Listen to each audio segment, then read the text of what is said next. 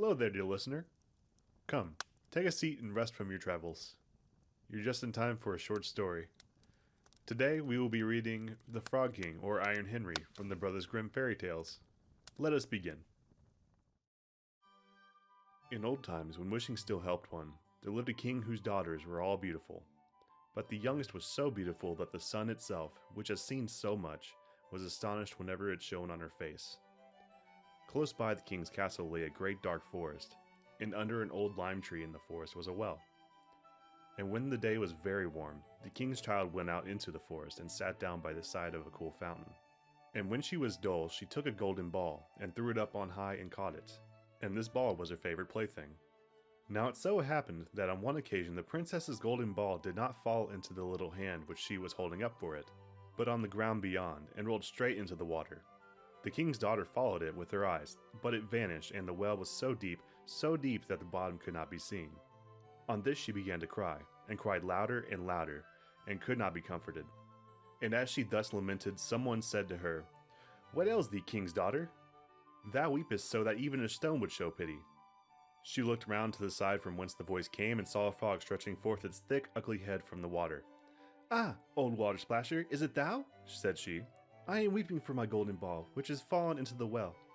"Be quiet and do not weep," answered the frog. "I can help thee, but what wilt thou give to me if I bring thy plaything up again?"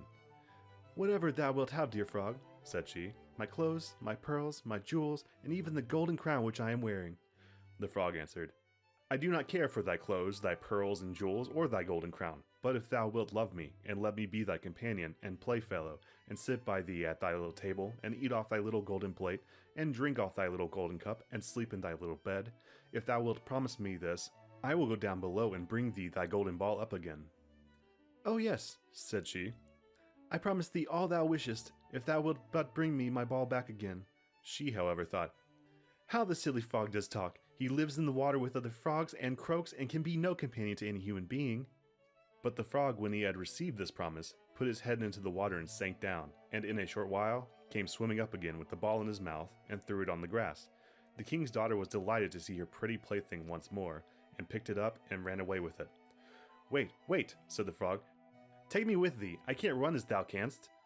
But what did it avail him to scream his croak after her as loudly as he could?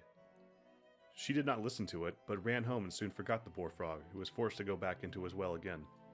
The next day, when she had seated herself at the table with the king and all the courtiers, and was eating from her little golden plate, something came creeping splish splash up the marble staircase, and when it had gotten to the top, it knocked at the door and cried, "Princess, youngest princess, open the door for me." She ran to see who it was outside, but when she opened the door, there sat the frog in front of it. Then she slammed the door to, in great haste sat down to dinner again, and was quite frightened. The king saw plainly that her heart was beating violently, and said, "My child, what art thou so afraid of? Is there perchance a giant outside who wants to carry thee away?" "Ah, no," replied she. "It is no giant, but a disgusting frog." "What does a frog want with thee?" "Ah, dear father, yesterday as I was in the forest sitting by the well, playing, my golden ball fell into the water. And because I cried so, the frog brought it out again for me. And because he so insisted, I promised him he should be my companion. But I never thought he would be able to come out of his water, and now he is outside there and wants to come into me." In the meantime it knocked a second time and cried, "Princess, youngest princess, open the door for me. Dost thou not know what thou saidst to me yesterday by the cool waters of the fountain? Princess, youngest princess, open the door for me." Then said the king, "Thou which hast promised must thou perform. Go and let him in." She went and opened the door, and the frog hopped in and followed her, step by step, to her chair. There he sat and cried, "Lift me up beside thee." She delayed until at last the king commanded her to do it. When the frog was once in the chair, he wanted to be on the table, and when he was on the table he said, "Now, push thy little golden plate nearer to me so that we may eat together." She did this, but it was easy to see that she did not do it willingly. The frog enjoyed what he ate, but almost every mouthful she took choked her. At length he said, "I have eaten and am satisfied. Now I am tired. Carry me into thy little room and make thy little silken bed ready, and we will both lie down and go to sleep." The king's daughter began to cry, for she was afraid of the cold frog, which she did not like to touch, and which was now to sleep in a pretty clean little bed. But the king grew angry and said, "He who helped thee when thou wert in trouble ought not afterwards to be despised by thee." So she took hold of the frog with 2 fingers, carried him upstairs, and put him in a corner. But when she was in bed, he crept to her and said, I am tired. I want to sleep as well as thou. Lift me up, or I will tell thy father. Then she was terribly angry and took him up and threw him with all her might against the wall. Now thou wilt be quiet, odious frog, said she. But when he fell down, he was no frog, but a king's son with beautiful kind eyes. He, by her father's will, was now her dear companion and husband. Then he told her how he had been bewitched by a wicked witch, and how no one could have delivered him from the well but herself, and that tomorrow they would go together into his kingdom. Then they went to sleep, and the next morning when the sun awoke them, a carriage came driving up with 8 white horses, which had white ostrich feathers on their heads, and were harnessed with golden chains, and behind stood the young king's servant, Faithful Henry. Faithful Henry had been so unhappy when his master was changed into a frog, that he had caused 3 iron bands to be laid around his heart, lest it should burst with grief and sadness.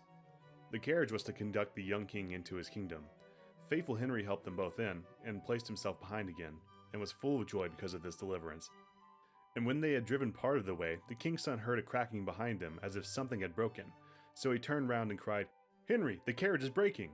No, master, it is not the carriage, it is a band from my heart, which was put there in great pain when you were a frog and imprisoned in the well.